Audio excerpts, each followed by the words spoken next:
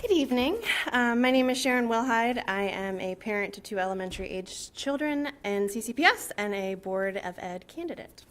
I wanted to touch on a couple of items that were discussed at last month's meeting related to the budget.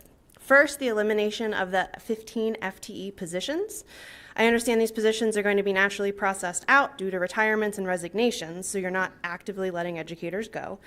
But what are these positions? How is this going to impact our students? There was no discussion of this at the last board meeting, just simply a line on the budget. Let's cut it, easy. I would like to know more, follow up if possible. Second, the discussion on the budget line about devices. There was some discussion of the cost of eliminating one-to-one devices for the different grade bands. However, the only discussion was about cost and how it would impact the bottom line. There was discussion of the effects of eliminating devices being the cost of replacing textbooks and materials. But where was the discussion of what's best for our children? NIH released a very interesting study last year, and I actually have copies for each of you to read. I'll leave it at the back table when I'm done. The study is titled "The Neuroscience Behind Writing, Handwriting versus Typing, Who Wins the Battle?" It's a summation of research studies on the impact handwriting versus typing actually has on the brain.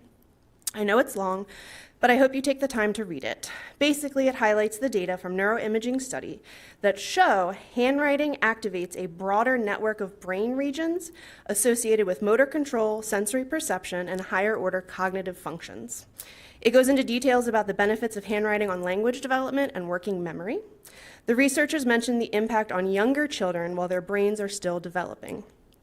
I know the devices were necessary during COVID, but we need to focus on what is best for our students today. Today, our children are on screens entirely too much. In classrooms, teachers present on a large screen. Students are expected to complete work on their screens. Students play educational games when their work is finished on screens. In elementary school, they have brain breaks on screens. Then they go home and play on their screens. Just as we are looking at how we teach reading through the science of reading, we need to relook how we use technology in the classroom. We need to use common sense and listen to the experts that say this much screen time is detrimental to our youth.